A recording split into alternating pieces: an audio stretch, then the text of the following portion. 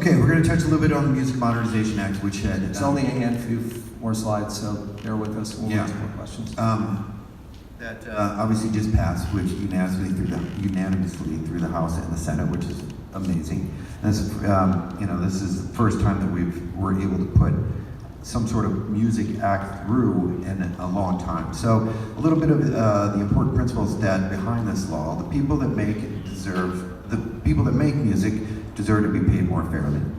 Music services should pay by the same rules, and law must adapt by the changing music marketplace.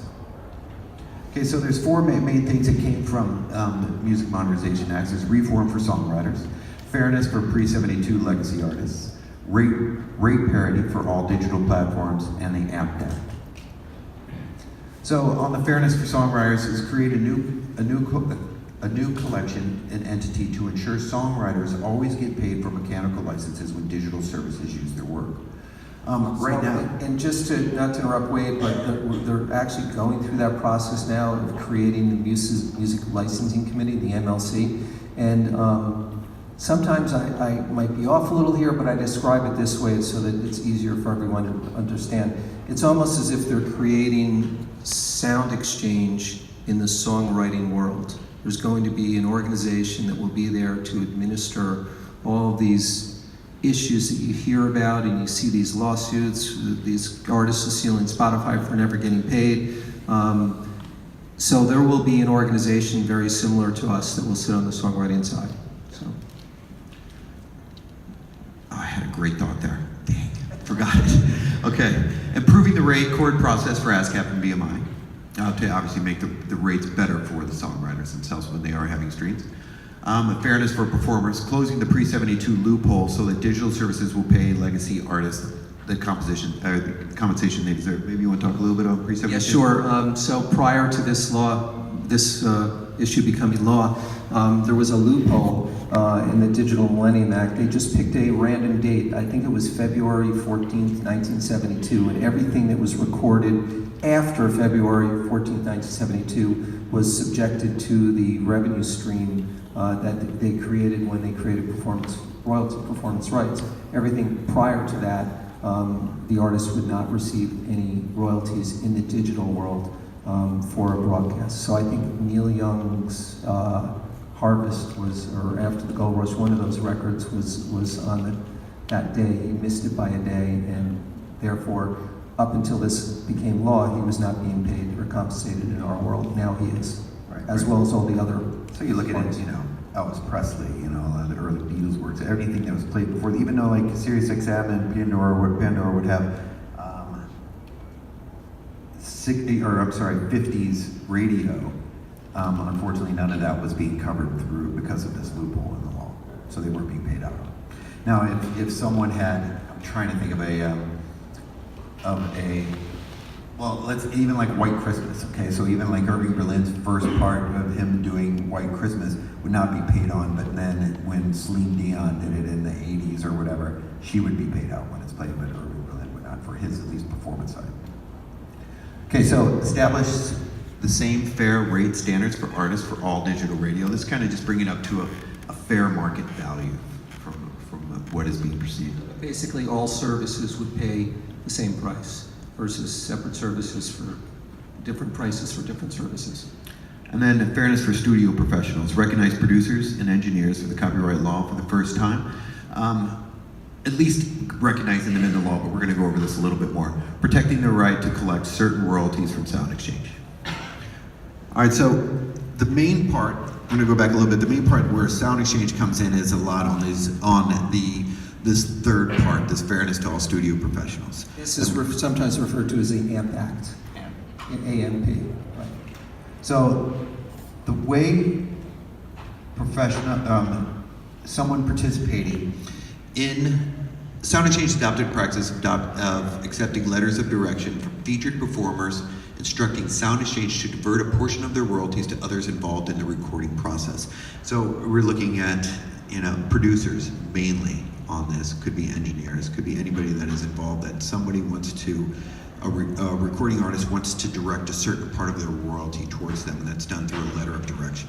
and that goes through SoundExchange, and that always has gone through SoundExchange, but we did it as a service more than anything else, so that it was easy for the producers to be able to come to us, put in a letter of direction that is signed by the artist, and you can put their percentage down and then be able to be paid directly from us instead of them having to go to the artist and being paid by the artist themselves. So if there are any producers out here in this audience, very critical for you to understand and recognize that when you do an agreement with an artist that you are either producing or engineering, you should pull a letter of direction from the SoundExchange site and have it authorized by the artist right there while you're in the studio with a certain percentage that you feel that you deserve or that you guys negotiated on, and you'll be off and running to the races. And correct. The best thing to do is just,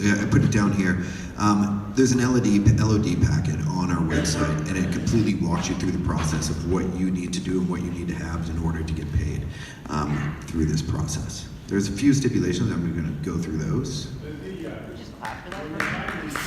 Yeah, what this does is it codifies that law. What we have been doing in this law actually codifies it. So When you sign it in the studio, shouldn't it be notarized? it doesn't have to be notarized. So, but it does have to be signed. I does think have I to go be signed through by this the coming up artist. for sure. It does have to be signed by the artist, but I think I'm going to go through this right now about. Let me see what I have here. Yeah, go ahead. I got a question real quick. So like, I like to like have a contract in place before I do any work. Which is great. In the studio. So like, how could I work this into my contract that I do that deals with all my sync fee splits, my publishing? This is splits? going to be the same thing as when you're doing a producer agreement with someone, and you know, and the share is going to come out of whatever that producer agreement said anyway, most likely. So whatever is there, if you happen to have an LOD with you at the beginning of the process, awesome. Nobody does. It's in a simple one-page form. Yeah. It's not, you know, it's just the issue is it becomes an afterthought for a lot of people. And the one other point that's critical here is that it has to be signed or authorized by every member of the band, because the way SoundExchange pays out, if there are 4 members of the band, we pay 25% to each member. If you only have 1 member sign it, your percentage will only come off of that 1 member's share. So it can either be signed by all members or it can be signed by an authorized signature representing the entity owned by the band. So the band might pay out to an LLC, Billy Smith might be the authorized person, he can sign that letter of direction. We work at, like, say, I use this example, so it's like Jay-Z featuring Rihanna. If when we get that in, we treat that as a 50-50 split as a performance, unless, since it's Jay-Z's album, Jay says no, I get 70, Rihanna gets 30. Okay, if you're the producer on that, you need to go to both Jay-Z and Rihanna and have them sign off on an LOD for their share. If you only get Jay to sign it, then you're only getting your 10% of his 70%. Make sense? Okay, otherwise you gotta get to, in order for you to get, you need to get it signed by both to get your percentage up to 100%. Is there being anything done to like get the word out about LODs? Because like that's so valuable to like have. This is why we're here. Yeah, it's part of the education process. We're down at South by next month. There will actually be, you know, we're putting together a whole packet that now that it's law, so you'll hear information about it via our website probably in the next 10 days.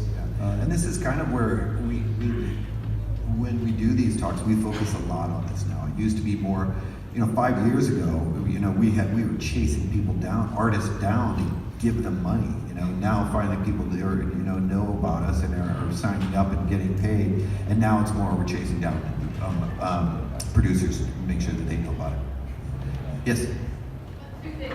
Number 1, if you have good entertainment, you know, make sure you have letters of direction. And number 2, is it true that you will pay, if a band is an LLC, it doesn't want 25, 25, 25, you will pay the LLC? Yes. It all depends. If you have an LLC, it all depends what your band agreement is with your business manager. So we don't split it as we'd split it like in the example I gave with Jay-Z and Beyonce, we treat it like that unless we're told differently. We treat the Foo Fighters different. We treat them as 25, 25, 25, 25, unless Dave told us, no, hey, I get 50, the rest of the guys split. Thank you. Yep. And we also will pay partial payments, so if 3 members of the band register and the 4th one doesn't, the money from the 4th guy sits there and accumulates until he registers. Okay, so we actually already went over this. So the AMP Act does not create a right to royalties for producers. It codifies SoundExchange's LOD policy.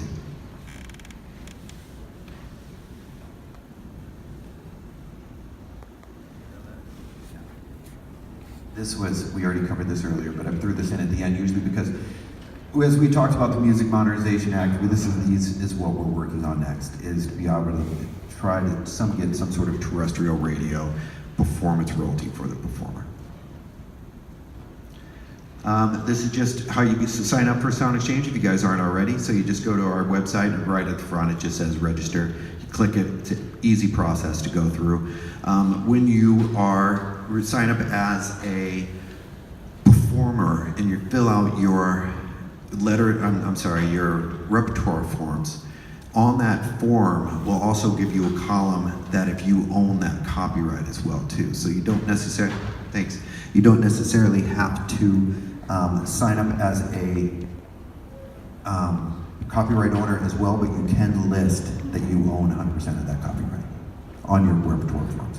Very, very important that every time you release something that you fill out a repertoire form to make sure that we know where it goes. Obviously, if we get a report in from SiriusXM that you've got 100 plays to band A and we don't know who band A is or what that song is or the name of the song, then we're not for sure it goes to you. Guys? Yes? Are you guys a profit or nonprofit? Nonprofit. They're nonprofit. Yeah, so How do you get paid? we get, essentially the admin cost covers the cost of operating the company. Our admin rate is roughly 4.6, 4.7% last year. To give you a comparison, you'll have other CMOs around the US and around the world that are upwards of 20%. So at $100, you take about 5%. It doesn't Correct. work. Well, About 5% covers our operating costs. covers our operating costs. Right. Yep. I don't think I have it. Let me see what I have. Okay, so this is just an online portal that we have once you do register for either a copyright owner or as an artist. This gives you a deep dive into your account, so it has everything that you have registered with us, what has been played, what has been paid, where it's being paid, et cetera, all your statements, and just enables you to make changes in there, whether it's change of address or what have you. That's it.